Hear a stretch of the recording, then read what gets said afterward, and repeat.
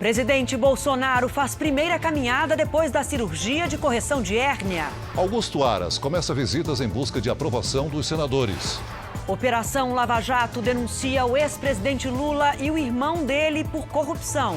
Mulheres são a maioria das vítimas dos crimes virtuais. Laboratório cria pele humana para testar medicamentos e cosméticos.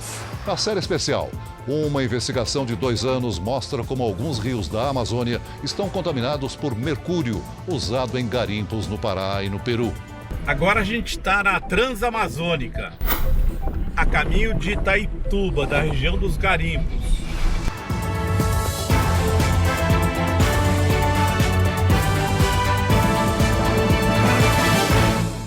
Oferecimento Bradesco. Abra sua conta MEI pelo app.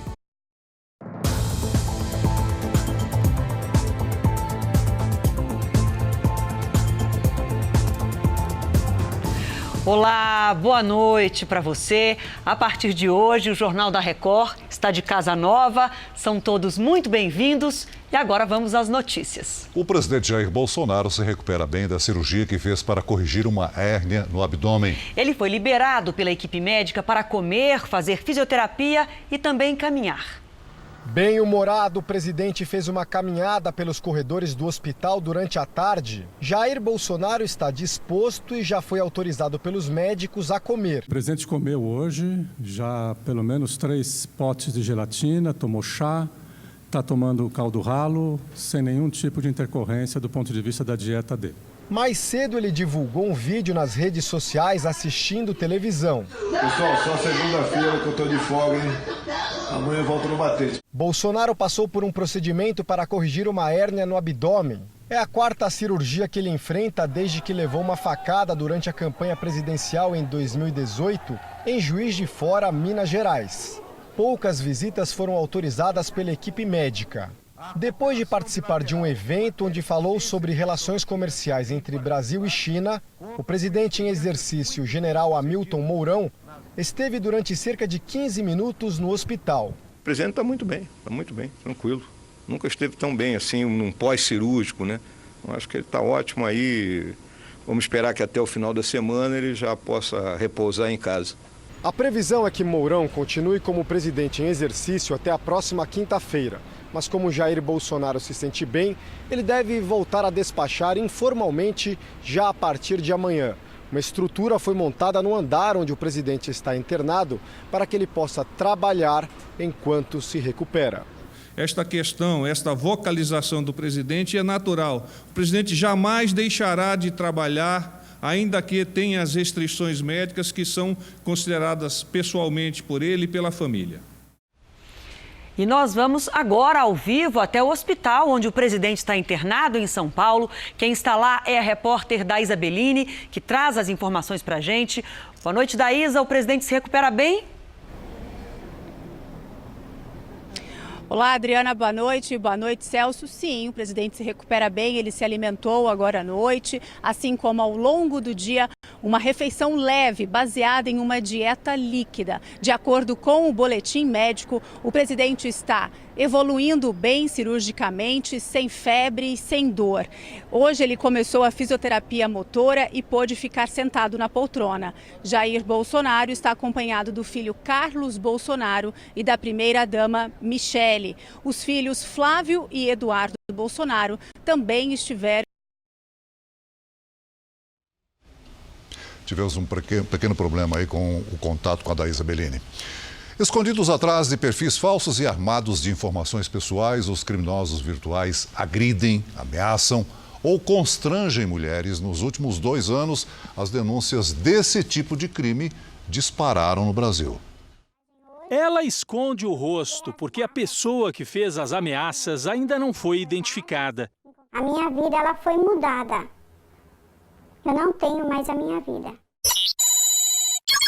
Kátia também fica nervosa quando lembra do que passou, mas acha que falar abertamente sobre o caso é uma forma de se proteger. Quando é online, você não sabe onde ela está. Então ela pode estar atrás de você, ela pode estar em um lugar próximo a você. A Kátia já trabalhava como relações públicas quando recebeu as primeiras mensagens por um aplicativo no celular. Do outro lado, um rapaz se apresentava como produtor e queria participar de um evento organizado por ela. Eu liguei na emissora, confirmei, ele não trabalhava lá. E aí você parou de falar com ele? Eu parei de falar. Eu deixei de responder mensagens, eu parei de atender telefonemas. O rapaz então começou a assediá-la. Dizendo que eu tinha que sair com ele sim, porque se eu não saísse ele iria me matar. Depois disso, ele sumiu.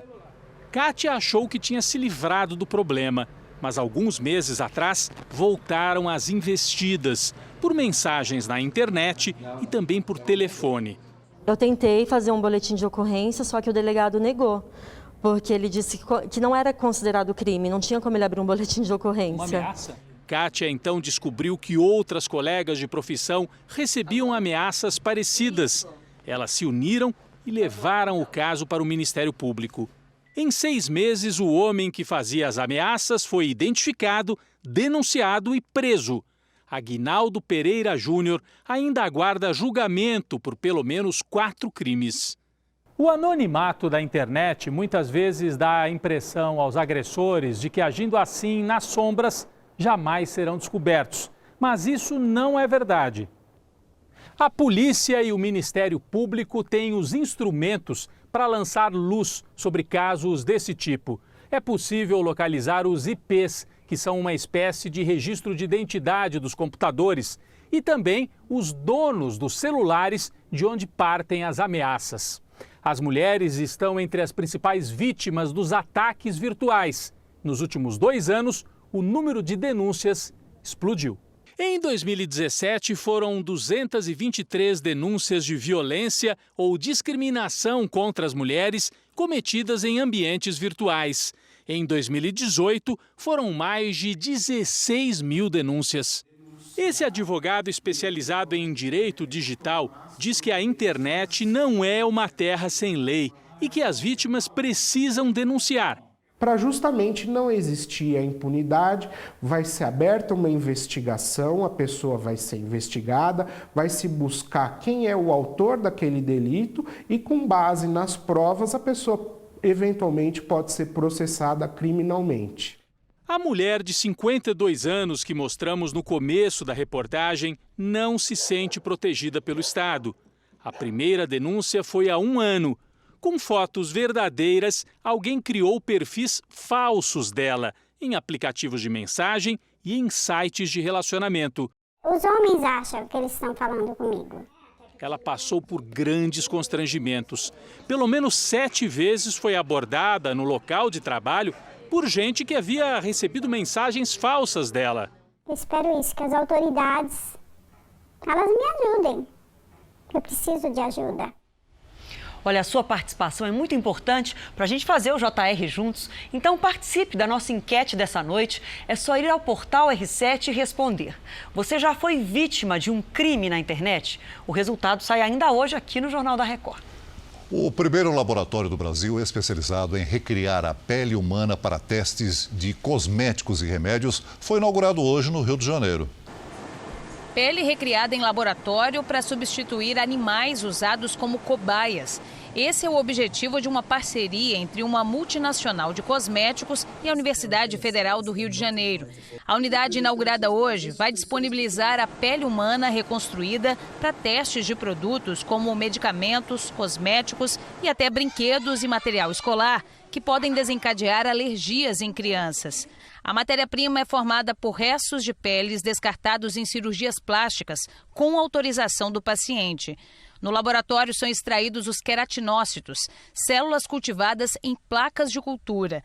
Depois de 17 dias em contato com o ar, elas formam múltiplas camadas, como a epiderme, que é a parte mais externa da pele humana.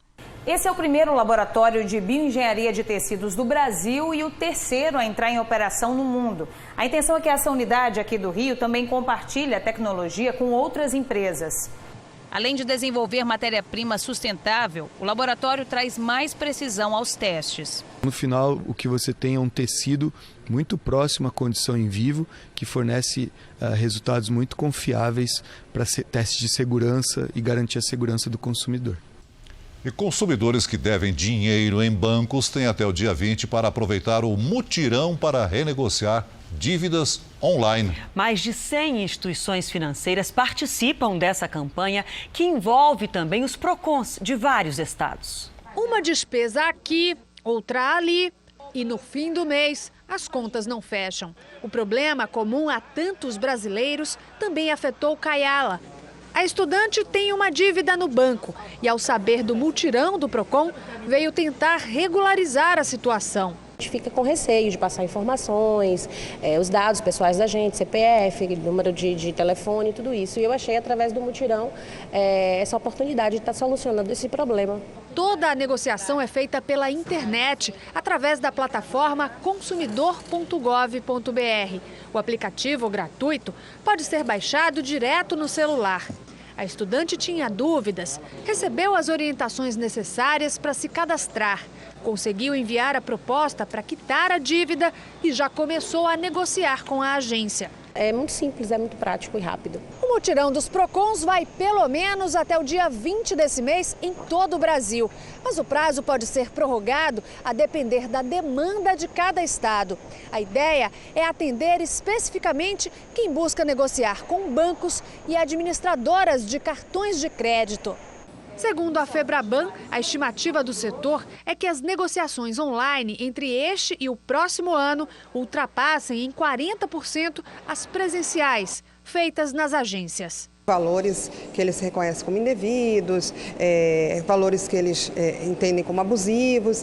Então, nesse sentido, é que se pensou em atender esta parte da população que está com sua saúde financeira prejudicada, para que eles pudessem ter um fôlego até o final do ano.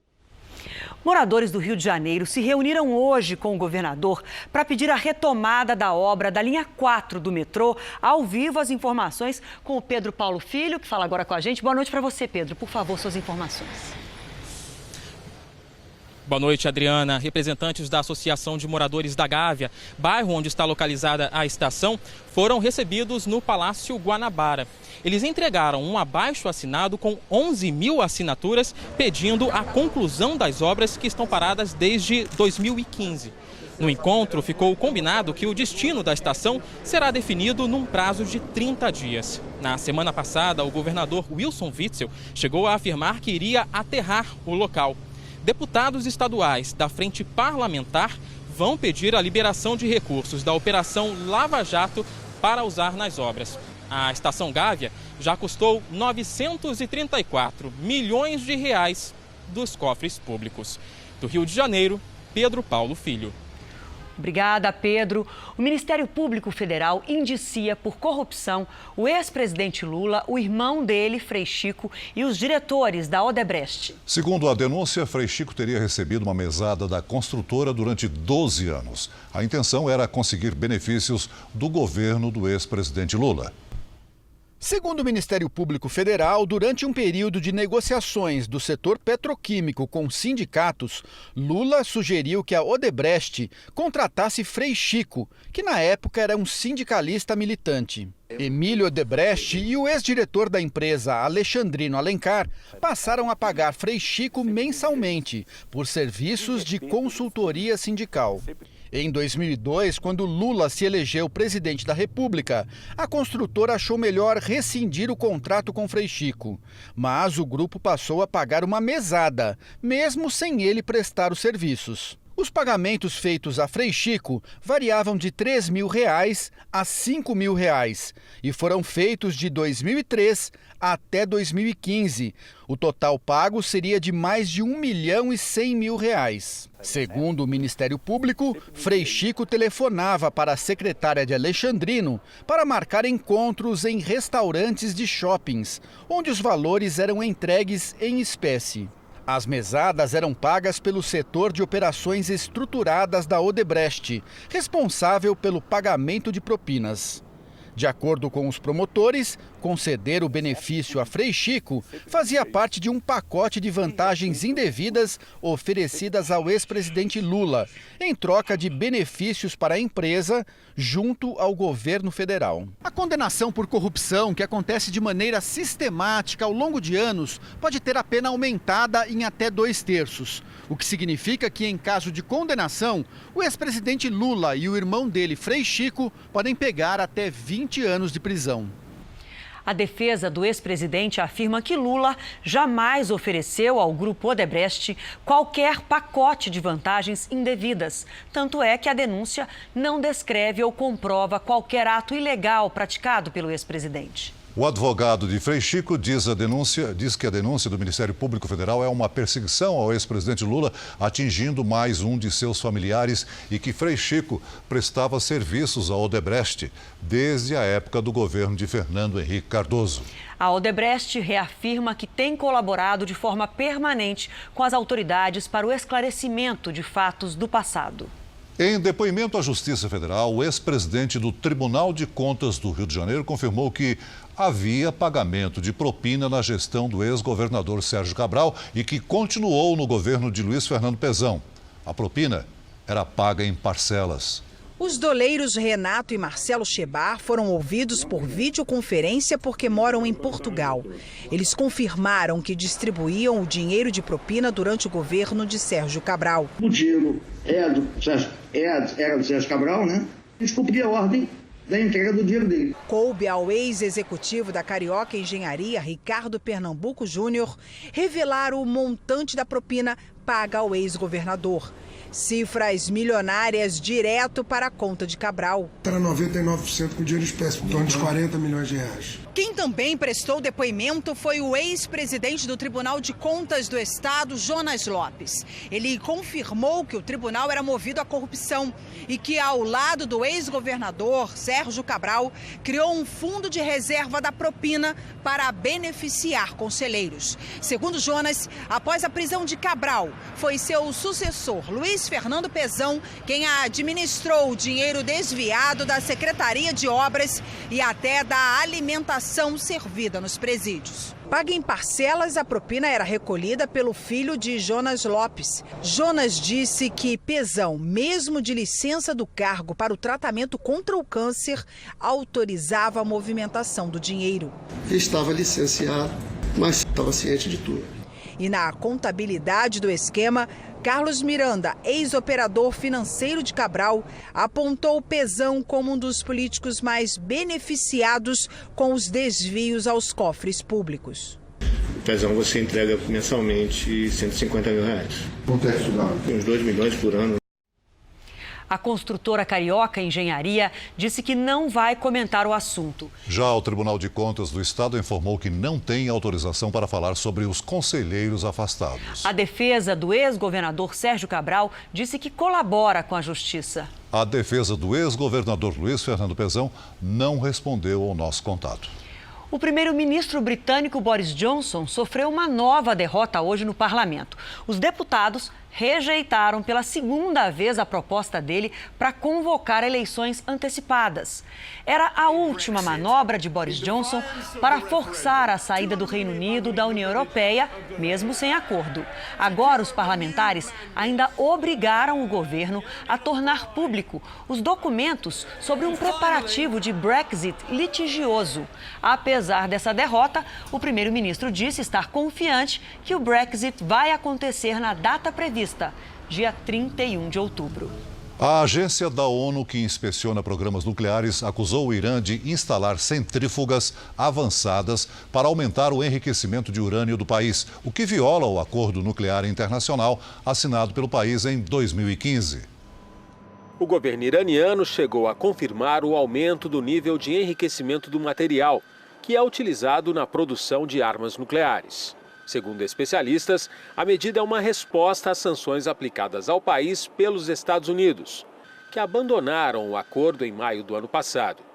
Desde então, o Irã tem ultrapassado os limites impostos pelo acordo.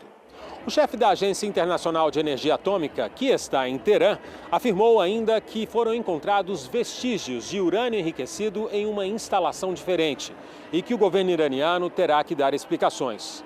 Hoje, o primeiro-ministro israelense Benjamin Netanyahu afirmou que o país possui ainda mais provas de que o Irã está desenvolvendo material atômico. O premier israelense pediu à comunidade internacional que apoie as sanções impostas pelos Estados Unidos ao Irã e que acordem enquanto é tempo para as violações nucleares. Mais um destaque internacional: a tempestade Dorian perde força, mas ainda provoca chuvas e ventos na costa do Canadá. Já nas Bahamas, o número de vítimas do furacão subiu para 45. Autoridades afirmam que quase 5.000 pessoas tiveram que deixar as ilhas do arquipélago. Na ilha Abaco, a mais atingida pelo furacão, uma força-tarefa ajuda no resgate dos moradores e na busca pelos desaparecidos. Hoje, no Porto das Grandes Bahamas, uma multidão tentava embarcar para os Estados Unidos. Os seguranças tiveram que trancar as portas. Mais de 100 pessoas que já estavam na balsa que seguiria para a Flórida foram obrigadas a desembarcar. Aqui no Brasil, em uma semana, agentes da Receita Federal apreenderam 208 toneladas de mercadorias irregulares em 2 shoppings populares no centro de São Paulo. A mercadoria estava escondida em fundos falsos e, segundo os agentes, era fruto de contrabando e falsificação. Além de roupas e calçados, foram apreendidas máquinas de costura e etiquetas de marcas famosas. Até hoje, 26 caminhões foram usados para transportar o material apreendido. Olha, a expectativa de vida hoje no Brasil é de 80 anos para as mulheres e de 73 anos para os homens. Nós estamos vivendo mais. Mas será que vivemos melhor? O Jornal da Record traz agora 2 exemplos inspiradores. Gente que deu uma virada e desabrochou depois dos 60.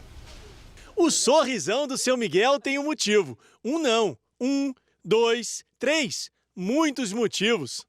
Além de conquistar várias vezes o título de idoso mais bonito de Guarulhos, na Grande São Paulo, e todos esses campeonatos de natação, seu Miguel ainda se formou na faculdade de fotografia.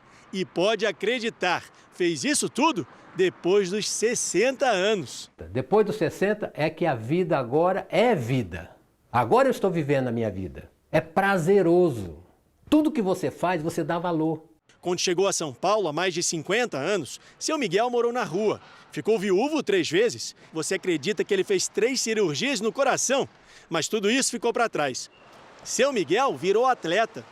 E sabe o que ele diz depois de dar várias voltas na piscina, aos 67 anos? Na verdade, 68 eu faço agora em setembro, dia 13 de setembro. Então eu já me considero 68. Mas com a disposição de um garoto? Com a disposição de um jovem de 17. Cabeça branca e mochila nas costas. Dona Ana é uma viajante. Aos 67 anos, Dona Ana já pode dizer que é uma mochileira. As andanças pelo Brasil renderam um livro com as histórias das pessoas e dos lugares que conheceu. Foi assim que ela espantou a tristeza e redescobriu o prazer de viver. A viagem pelo país levou 1 ano e Dona Ana registrou tudo num diário. Ela conheceu os costumes dos cantos mais isolados do país. Aprendi muito com as histórias. Aprendi a questão de que a pessoa mora no sertão, num lugar seco e num sorriso tão largo, me oferecendo a sua comida, que já era pouca. Também eu enxerguei que família é quem nos recebe. Foi escolha dela vender tudo que tinha para bancar a viagem.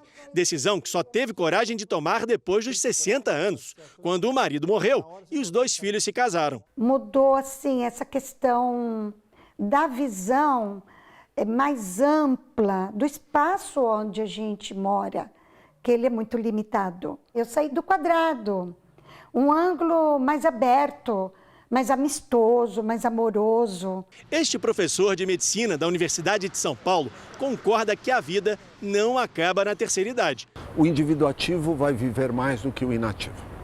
O indivíduo com uma proposta vai viver mais do que o indivíduo sem proposta. Juntam-se fatores químicos, psíquicos ou metabólicos que vão dar a ele uma condição de saúde melhor e, logicamente, uma longevidade maior. O que eu quero hoje é mais. É possível viajar em segurança. E isso foi muito libertador para mim. Gostei da ideia da dona Ana. E você também pode mandar um vídeo contando pra gente o que você quer fazer quando envelhecer. Use a nossa hashtag #VocêNoJR na multiplataforma do Jornal da Record. Mais de 5 bilhões de reais. Esse é o valor que empresas acusadas de desmatamento na Amazônia devem aos cofres públicos. Metade dos devedores está no Pará. Já são quase 2.900 ações protocoladas no Ministério Público desde 2017. Uma média de 5 novos processos por dia são anexados ao programa Amazônia Protege, criado para investigar e punir as empresas que desmatam o país. A soma das indenizações de todas essas ações ultrapassa os 5 bilhões de reais. O problema é que até agora nenhum réu foi condenado em última instância ou sequer pagou a multa. O Pará é o estado que lidera o ranking de processos. Das 10 empresas que constam no programa com o maior número de ações, 5 estão no estado. São muitas vezes indivíduos ou pessoas ligadas a uma empresa ou a um mesmo indivíduo que são responsáveis por grandes áreas desmatadas. Os estados de Mato Grosso, Rondônia e Amazonas também integram a lista suja do Ministério Público. Este ambientalista critica a impunidade na Amazônia. Lamentavelmente, os grandes devedores se articulam politicamente e são liberados. Procuradores gerais de estados e territórios americanos anunciaram hoje uma grande investigação sobre o Google. A investigação conjunta vai apurar se as práticas de buscas e de publicidade digital da empresa ferem as leis de concorrência do país. A ideia é analisar, por exemplo, como o Google conseguiu dominar o mercado de propaganda e como a empresa usa os dados e informações das pessoas para vender os anúncios. Numa ação paralela, as promotorias públicas de Nova York e de mais 7 estados investigam também o Facebook. Investigações sobre as duas empresas também estão em andamento em países como França, Portugal, Austrália e no Reino Unido. O ex-piloto da Fórmula 1, Michael Schumacher, foi internado hoje em um hospital de Paris. Segundo a imprensa francesa, Schumacher vai realizar um tratamento secreto. O ex-piloto alemão vai passar por uma transfusão de células-tronco. Schumacher sofreu um traumatismo craniano após um acidente de esqui há 5 anos nos Alpes franceses. Desde então, poucas informações foram reveladas sobre o estado de saúde dele. 4 times paulistas perseguem o líder Flamengo no Campeonato Brasileiro. Alguns poderiam estar mais próximos se não tivessem tropeçado na rodada. Quem será capaz de alcançar o Flamengo? A tabela do campeonato mostra hoje a perseguição dos paulistas ao líder. É o Flamengo em primeiro e pela ordem Santos, Palmeiras, Corinthians e São Paulo. Para a preocupação de Cuca, o tricolor não vence há 3 jogos. Ao sofrer o primeiro gol olímpico na sua arena, o Corinthians só empatou com o Ceará e deixou de se aproximar dos líderes. O Santos tropeçou em casa e não saiu do 1-1 com o Atlético Paranaense. O Palmeiras, sob nova direção, ganhou de virada do Goiás no Serra Dourada e pode se aproximar do Flamengo se vencer o Fluminense amanhã, num jogo atrasado da 16ª rodada. A gente sabe do tamanho da grandeza do Palmeiras, mas eu acho que o Fluminense também é uma grande equipe e jogo de igual para igual. O Fluminense olha para trás e vê o perigo do rebaixamento. Quem está mais na frente segue o líder. Veja a seguir os novos tratamentos da tuberculose para as crianças. E na série especial, uma investigação de 2 anos. Nossos repórteres desvendam o mistério da contaminação por mercúrio na Amazônia. O Jornal da Record volta já.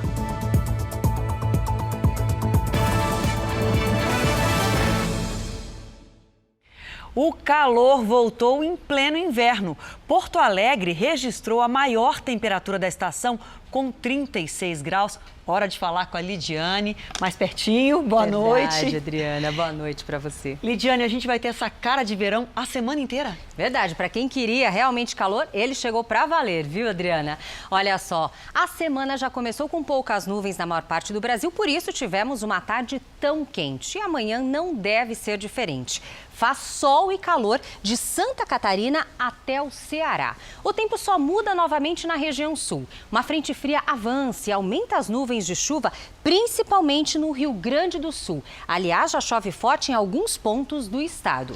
Agora, Lidiane, se lá no sul teve calorão de quase 40 graus e depois temporal, isso é sinal de que vem mais chuvarada por aí? É sinal sim, viu, Adriana? Antes da frente fria sempre tem esse ar quente que deixa o tempo abafado. Quando a frente chega, o choque de temperaturas provoca ventos fortes e chuva. Por isso tem risco para trovoadas, granizo e ventania em todos os estados do sul e também no litoral do Rio de Janeiro. Por isso vamos ter aí esse tempo bem agitado. Chove ainda na região norte e também no litoral do Nordeste. Máxima de 33 graus em Manaus e de 25 em Salvador.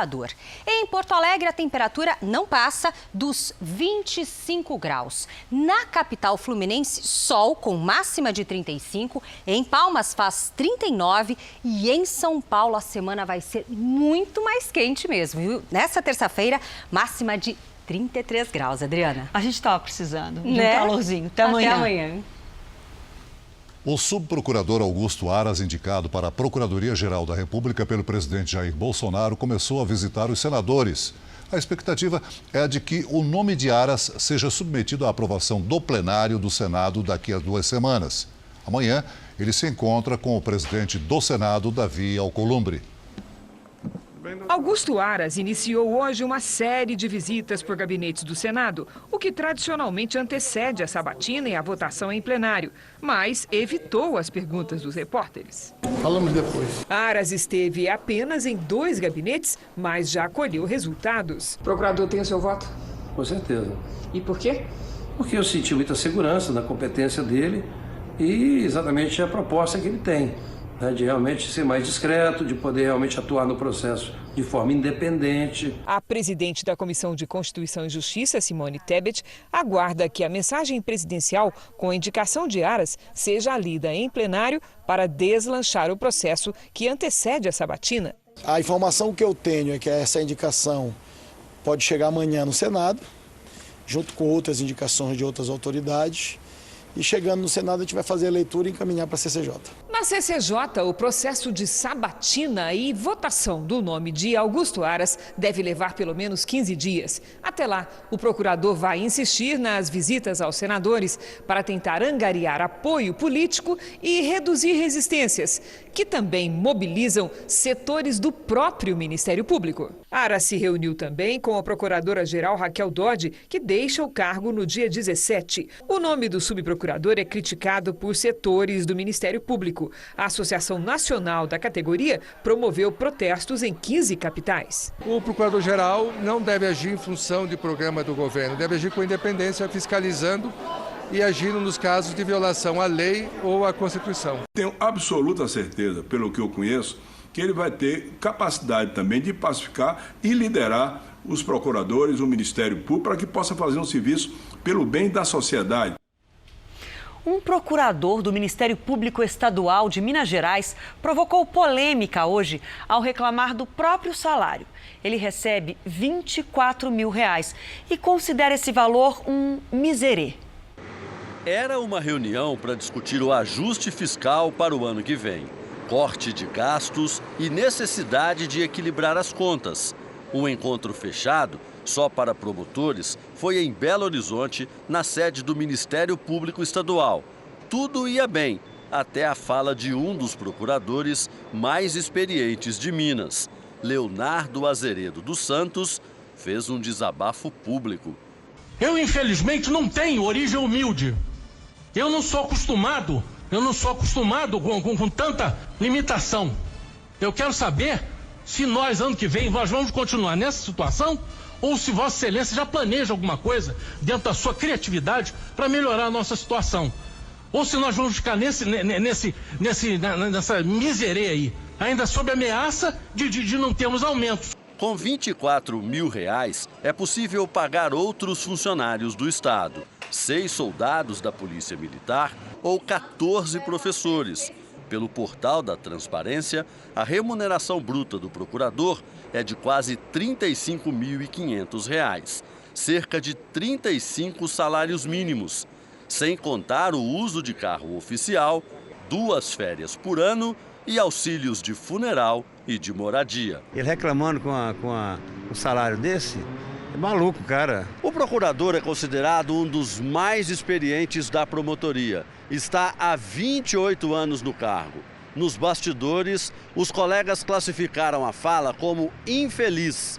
Apesar do constrangimento geral, ninguém quis falar sobre o assunto. Em nota, o Ministério Público informou que não há projetos em andamento para a adoção de outros benefícios pecuniários, por causa da grave crise financeira do Estado e da necessidade de respeitar a Lei de Responsabilidade Fiscal.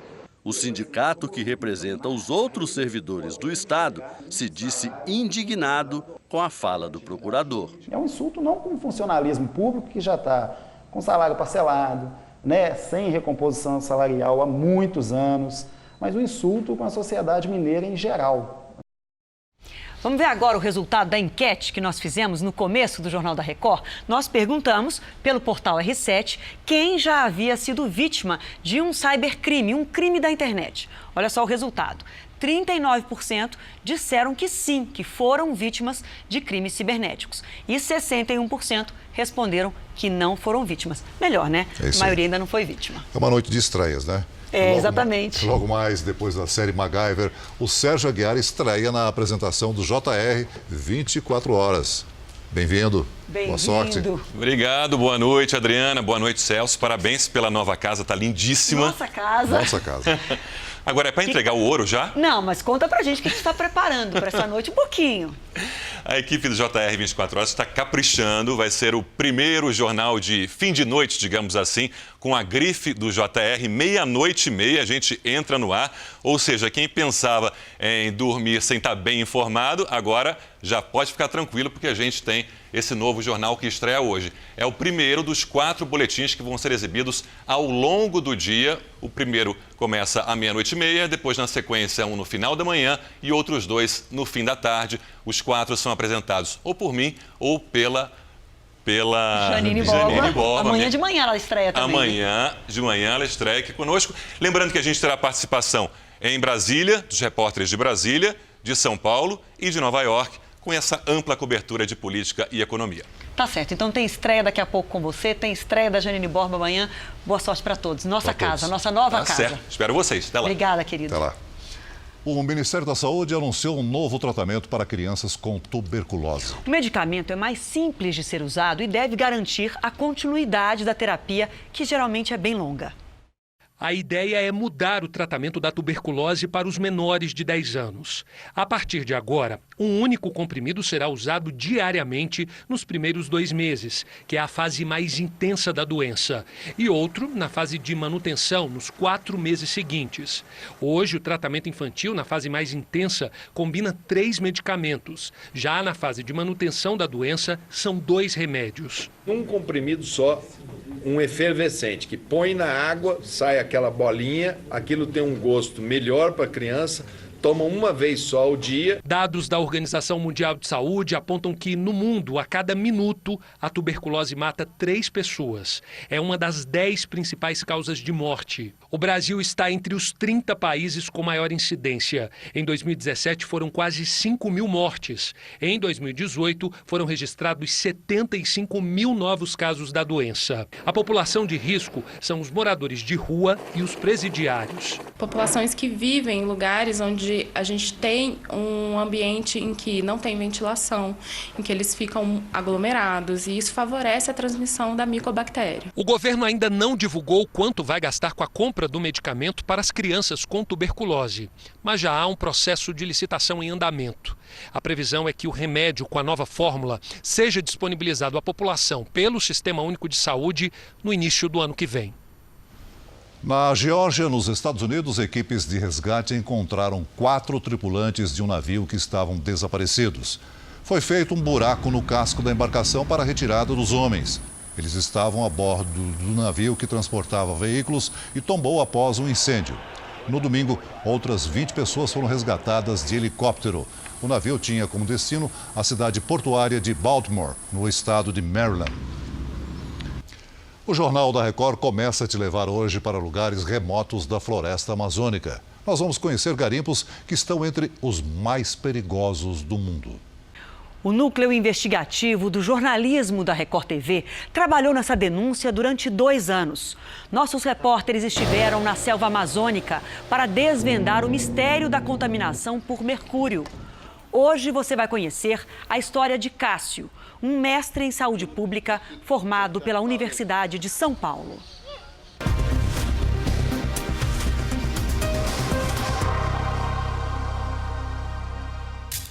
Quando um rio é escuro assim, pode ser sinal de riqueza em sedimentos, alimento para os peixes, fartura para quem depende das águas. Cássio acreditava que estava consumindo um alimento saudável.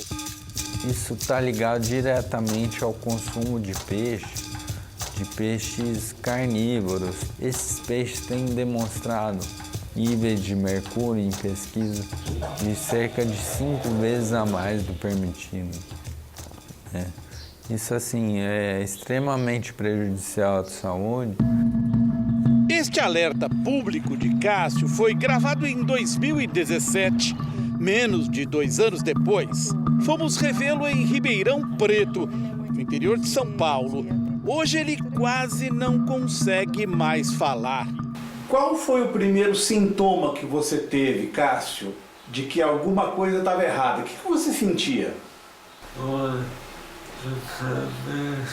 Dor de cabeça. Insônia.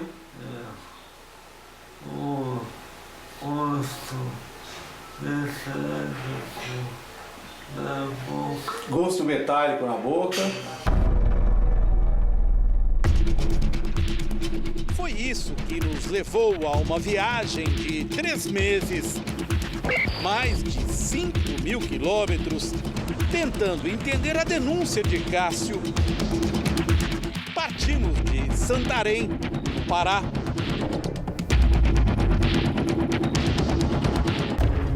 O risco é permanente. Um acidente pode fechar a estrada por horas, dias. Os caminhos se parecem com cicatrizes na floresta. Foi o anúncio de uma obra que mudou o destino de Cássio. Tinha uma grande hidrelétrica a ser construída nos projetos do governo. Isso me sensibilizou a ir para o Tapajós. Foi quando eu conheci o povo Munduruku e pude apoiar a sua luta. Agora a gente está na Transamazônica, a caminho de Itaituba, da região dos garimpos. Cássio viveu por estas ruas. Em busca de alimentação saudável, se habituou a comer peixe. Durante 2 anos, peixe todos os dias. Nesse período de agosto a novembro de 2016, eu comecei a sentir alguns sintomas de fraqueza, principalmente das pernas, né? Quando ele ligava para a senhora de Itaituba, ele dizia o quê? Da primeira vez que ele ligou, eu não liguei muito. Mas da segunda vez em diante que ele começou a ligar toda semana, aí já minhas anteninhas já caiu a ficha, que alguma coisa estava acontecendo de grave com ele. Hoje a região do Tapajós é ponto de passagem da soja e do milho que o Brasil exporta, mas essa já foi a fronteira do ouro. E aí a gente foi fazendo exames e houve uma dificuldade grande de se fazer o diagnóstico, né? No caso, hoje a gente já sabe que foi devido à intoxicação por mercúrio e pelo consumo do peixe. Cássio acredita que é vítima da síndrome de Minamata, que é quase desconhecida no Brasil. Numa baía do Japão, uma empresa despejou mercúrio no mar durante décadas. O primeiro alerta foi dado pelo estranho comportamento dos gatos, alimentados com peixes. Foram muitos anos de denúncias até o governo agir. 1.784 mortes, mais de 10 mil casos de contaminação grave. O episódio deu origem à Convenção Internacional de Minamata para controlar o uso de mercúrio, que o Brasil promulgou no ano passado. O destino agora é Jacareacanga, distâncias amazônicas. 6 horas de viagem. Encontramos grandes máquinas, um avião estacionado diante de casa, perto de uma pista clandestina. Jacareacanga fica no Vale do Tapajós, principal produtor de ouro do país. No acervo pessoal de Cássio, a imagem de uma expedição que ele fez pelo rio ajudou os Munduruku a demarcar uma terra indígena. Para mim, o Cássio sempre vai voltar para cá, para a nossa região e ajudar também, de novo, né, que sempre ajudou na autodemarcação. Eu não imagino que ele seja assim, que ele está daquele jeito. É a partir do aeroporto que queremos confirmar o que diz Cássio. Marcelo é um dos chamados kamikazes da Amazônia. Faz voos para abastecer garimpos. É R$2.000 a hora do voo. É a hora mais bem paga. Eu ganho melhor aqui do que voando nos Estados Unidos. É verdade? É verdade. O pequeno avião não tem bancos. A gente decola com uma pontinha de dúvida se vai voltar. 120 metros.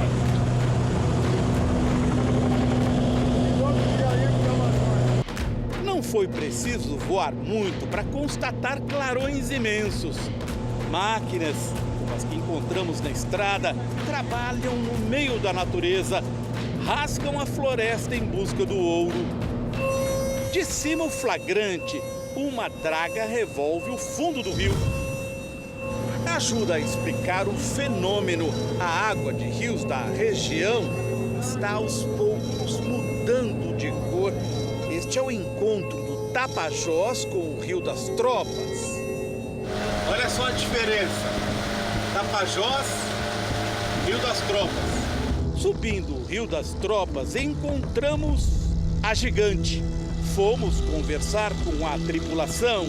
4 pessoas conduzem a draga para uma longa viagem. Já pegou ouro, vamos ou não? Já peguei ouro. Para separar o ouro dos sedimentos, os garimpeiros usam o mercúrio. Vejam como ele funciona, juntando as partículas do ouro. Depois, quase sempre, o mercúrio é descartado no rio.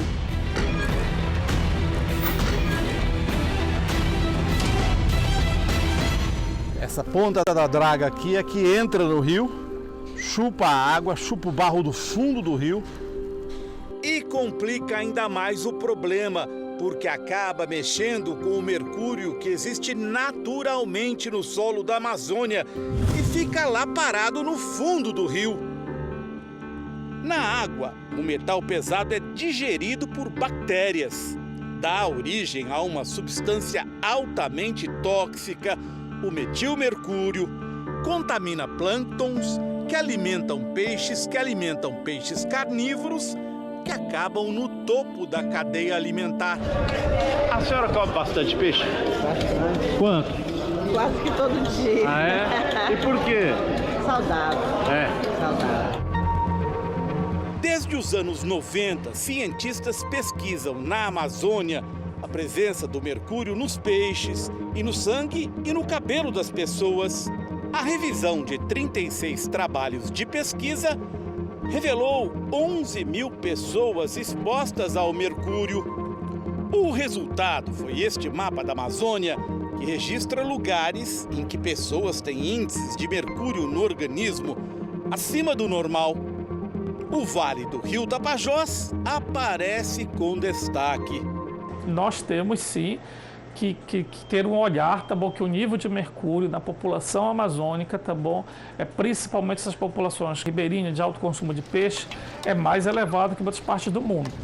Esta pesquisa, feita em 2011, no músculo de peixes carnívoros da região de Itaituba, onde Cássio viveu, descobriu metilmercúrio bem acima do limite aceitável. Em Ribeirão Preto, os problemas de saúde de Cássio se agravaram nos últimos meses.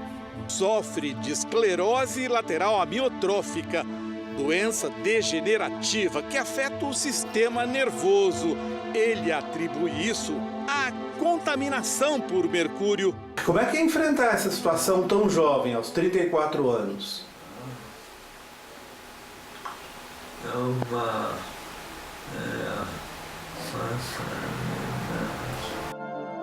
Até 1 micrograma por decilitro é aceitável, né? Mas olha o dele aqui, ó, 1,8. E eles deram um prazo de 3 a 5 anos de vida. Que ele teria a partir de agora? Sim.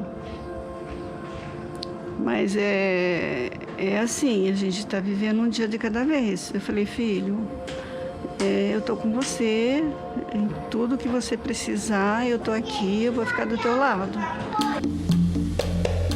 O Brasil ainda não tem estudos sobre os danos do metilmercúrio à saúde pública. Os peixes são a principal fonte de proteína de ribeirinhos e indígenas da Amazônia. A denúncia de Cássio chegou ao conhecimento dos caciques Munduruku. Eles escreveram uma carta pedindo a autoridades que um estudo seja feito nas aldeias. 15 mil indígenas da etnia vivem no Vale do Rio Tapajós. Considero o Cássio, né, como meu irmão, né, que compartilha do mesmo sentimento que eu, que é proteger o Rio Tapajós e toda a sua extensão, né, como as florestas. Considero ele um guerreiro, assim como eu.